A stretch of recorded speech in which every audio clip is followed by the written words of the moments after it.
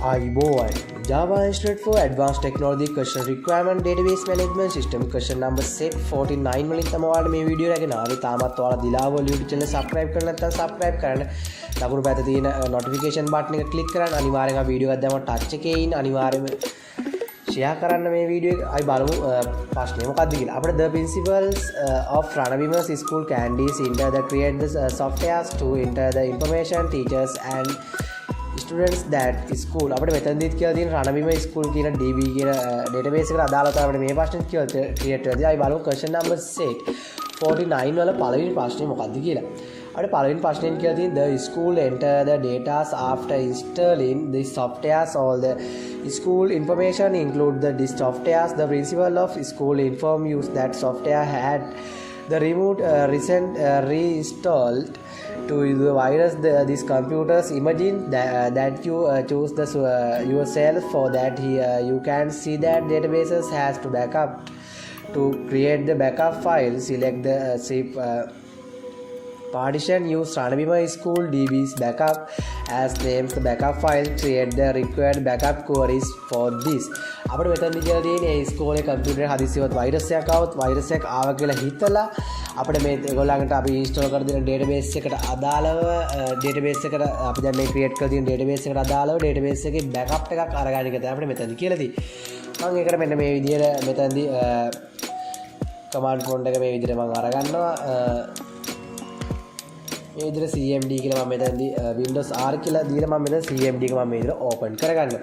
ඊට පස්සේ මම මෙතන දෙනවා මෙන්න මේ විදිහට cd කියලා දීලා මෙන්න මේ විදිහට මම මෙතන දෙනවා දීලා මම දැන් මේක අපි cd එකට අපි log වෙලා තියෙන්නේ මෙතනදී. ඊට පස්සේ මම මෙතන දෙනවා නැවතත් මෙන්න මේ විදිහට ඊට පස්සේ මම මෙතනදී මෙන්න මේ විදිහට දෙනවා අපිට ඊළඟට මම අපේ මම මෙතනදී කරන්නේ mysql server එකට මම log වෙන තමයි මම මෙතනදී හදාන්නේ. ඊට පස්සේ මම මෙතන නැවතත් මෙතනදී cd කියලා දීලා මම මෙතන දෙනවා මේ විදිහට program කියලා.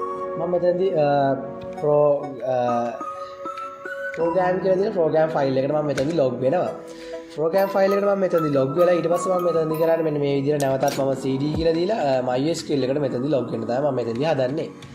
ඊට පස්සේ මම මෙතනදී mysql එකට මේ විදිහට log වෙනවා. ඊට පස්සේ අපි දැන් program file එකේ තියෙන mysql එකට දැන් මම මෙතනදී log වෙලා ඉවරයි.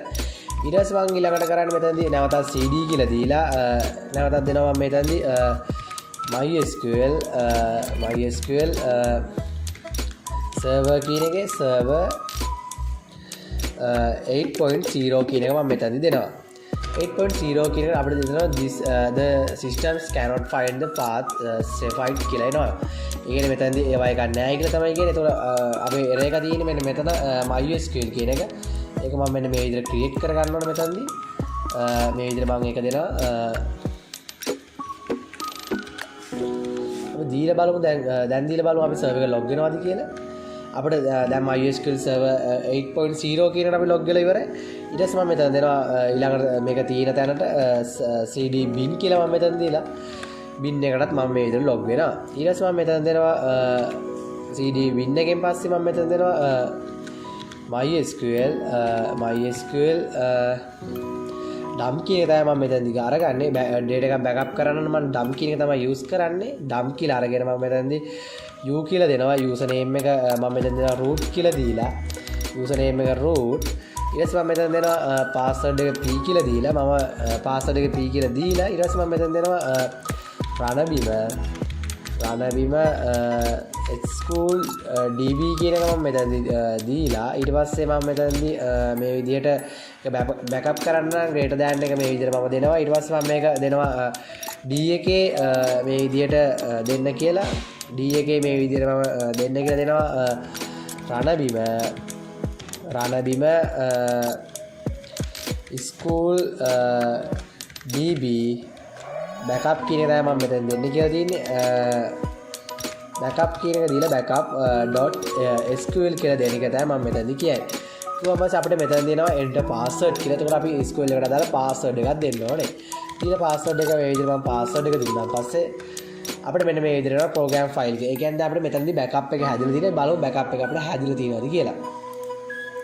අපි backup එක හැදුවේ D එකේ D එකේ තමයි බෑකප් එක දාන්න. මෙන්න මේ විදිහට අපිට රණබිම ස්කූල් DB කියන බෑකප් එක අපිට මේ විදිහට ක්‍රියේට් කරලා තියෙනවා. අපි ඒක ඕපන් කරලා බැලුවොත් මම මෙතනදී වර්ඩ් පෑඩ් එකෙන් ඕපන් කරලා පෙන්නන්න. මෙන්න මේ විදිහට තමයි අපිට මේ බෑකප් එක අපිට බලා ගන්න පුළුවන්. ඔන්න ඔය විදිහට අපිට මේ බෑකප් එක අපි බලා ගන්න පුළුවන් වෙන්නේ. ඔන්න ඔය විදිහට තමයි අපි question number set 49 වලට අදාළ ප්‍රශ්න පිළිතුරු ලබා දුන්නේ. Java Institute for Advanced Technology Question Requirement Database Management System question number set 49 වලින් තමයි ඔයාලා මේ වීඩියෝ එක ගෙනාවේ. තාමත් ඔයාලා දිලාව වලියට channel subscribe කරන්න නැත්නම් subscribe කරන්න.